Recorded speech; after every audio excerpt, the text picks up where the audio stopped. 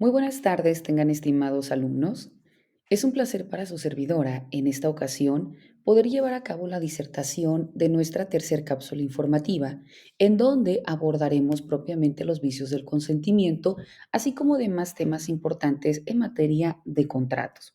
Pero para hacer un capitulado, como ustedes recordarán, cuando hablábamos de los contratos, vemos que es esta especie de convenio y por tanto un contrato es este acuerdo de voluntades que se da entre dos o más personas para producir o transferir derechos y obligaciones. Entonces, cuando hablamos de los contratos, vemos que los contratos civiles se van a encontrar regulados primeramente por el Código Civil Federal, pero también existen otros instrumentos jurídicos normativos como los códigos civiles de cada una de las entidades federativas.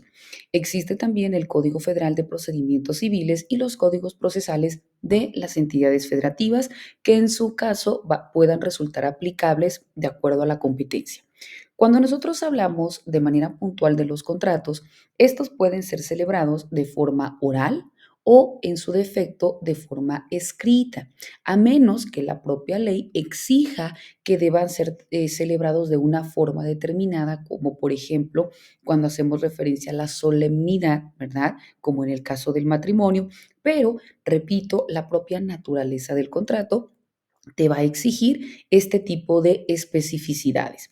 Por ello, los contratantes pueden estipular en un contrato lo que a sus intereses convenga y en ese sentido, en el contrato debe regir en todo momento el principio de autonomía de voluntad, ya que la voluntad es esencial o vital para que un contrato pueda surtir sus efectos o consecuencias. Cuando hablamos del principio de autonomía de voluntad, debemos entender que es cuando las personas son libres de establecer las reglas que rijan las relaciones que van a tener entre las partes, siempre y cuando no contravengan lo que las propias leyes establecen. Ejemplo, no podemos celebrar un contrato de compraventa de sustancias prohibidas, ¿verdad?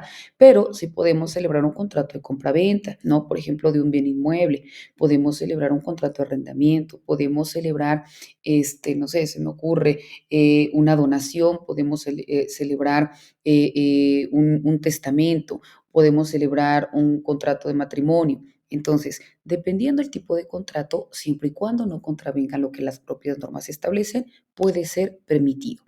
Es importante también señalar que los contratos, por nacer en la vida jurídica y poder surtir efectos legales, deben contar con elementos esenciales que son, como hemos citado, el consentimiento y el objeto, para que estos contratos puedan existir válidamente y, repito, surtir sus efectos jurídicos, es necesario que se cumplan con estos requisitos de validez. Cuando hablamos de los requisitos de validez, debemos entender la capacidad de las partes, la ausencia de vicios del consentimiento, el fin o el objeto lícito y el consentimiento manifestado en la forma en que los casos de la ley así lo prevea. Entonces, es necesario que las partes contratantes, al momento de que vayan a celebrar un contrato, tomen en consideración, primero, el tipo de contrato que van a celebrar. Segundo, qué disposiciones legales lo van a regir.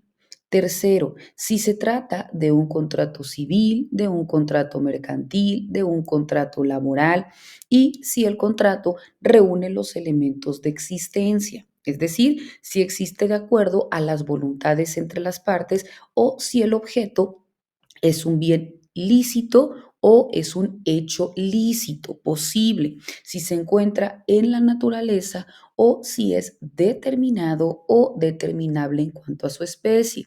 Además, las partes también deben cerciorarse si éstas por sí mismas tienen la capacidad para poder celebrar el contrato.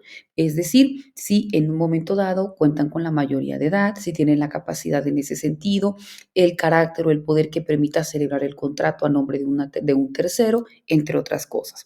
También las partes contratantes deben manifestar su libre voluntad de poder contratar. Su consentimiento no debe de haberse otorgado si existió algún tipo de amenazas, si existió algún tipo de engaño o si se produjo algún tipo de lesión.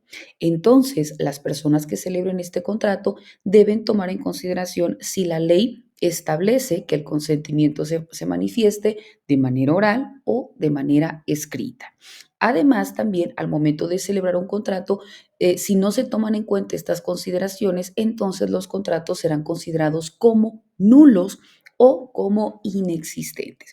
Para ello, bueno, uno de los elementos que indicábamos hace rato es que no exista ningún vicio del consentimiento. Cuando hablamos de los vicios del consentimiento, dentro de los contratos, es la manifestación de voluntad de las partes que debe de expresarse ausente de vicios. De lo contrario, repito, el contrato será nulo. Dentro de los vicios del consentimiento hace referencia a todas aquellas circunstancias que influyen para que una persona pueda manifestar su voluntad. Dentro de los vicios del consentimiento en el Código Civil Federal, reconoce al error, reconoce el dolo, reconoce la mala fe y reconoce a la violencia. Cuando hablamos del error es la falsa apreciación de la realidad. Por ejemplo, cuando uno de los contratantes cree que celebra un contrato de compraventa y realmente se trata de un contrato de arrendamiento.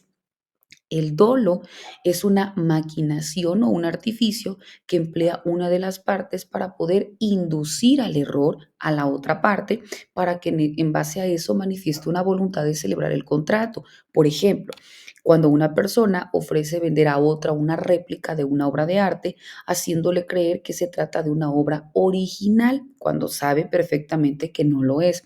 Entonces, el Código Civil dispone que si todas las partes contratantes proceden con dolo, entonces no podrán invocar la nulidad del contrato ni tampoco reclamarse indemnizaciones. Otro vicio del consentimiento es la mala fe.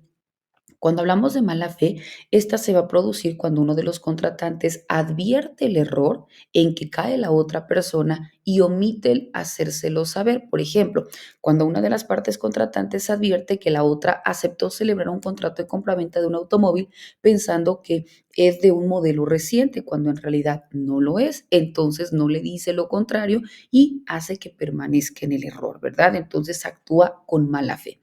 Y cuando hablamos de la violencia, bueno, esta se va a producir cuando se emplea la fuerza física o las amenazas que pongan en peligro la vida, la honra, la libertad, la salud o una gran parte de los bienes del contratante, de su cónyuge, de sus ascendientes o de sus descendientes. Por ejemplo, cuando uno de los contratantes firma un contrato en virtud de que la otra parte lo amenazó de muerte en caso de que no cumpliera o no lo suscribiera.